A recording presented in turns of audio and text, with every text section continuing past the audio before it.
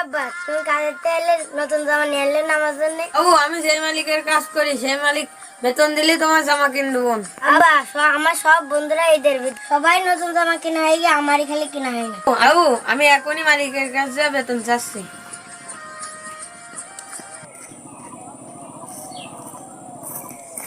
আসসালামু আলাইকুম।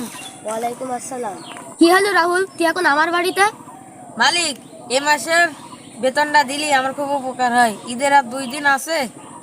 ঈদের বাজার টাজার করতে হবে, আমার ছেলের মার্কেট করতে হবে। ও কানছে বাড়ি। তোর ছেলে কাছে তো আমি কি করবো রে? মালিক, আপনি এত পাশান হয়েন না। আমার ছোট বাচ্চা বাড়ি কানছে ও। মালিক, এ মাসের বেতনটা দেন। এই মাস তো শেষ প্রায় হয়ে গেছে, আর একদিন আছে। একদিনের ভেতর বেতন কিস না? আপনি আমার এই মাসের বেতনটা দেন। আমার বেতনটা দেন দেন মালিক। যা।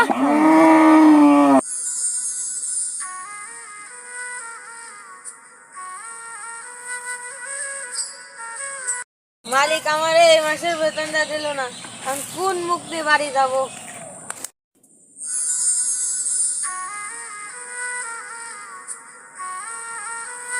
রে বন্ধু রাহুল, তোর মন খারাপ কে?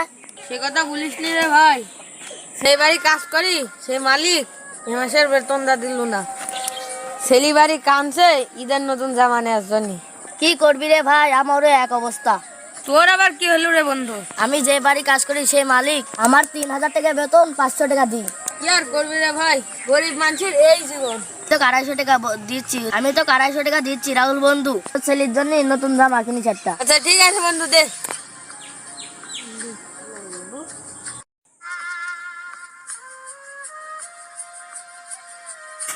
আব্বা আমাদের নতুন জামা নিয়ে এনেছো?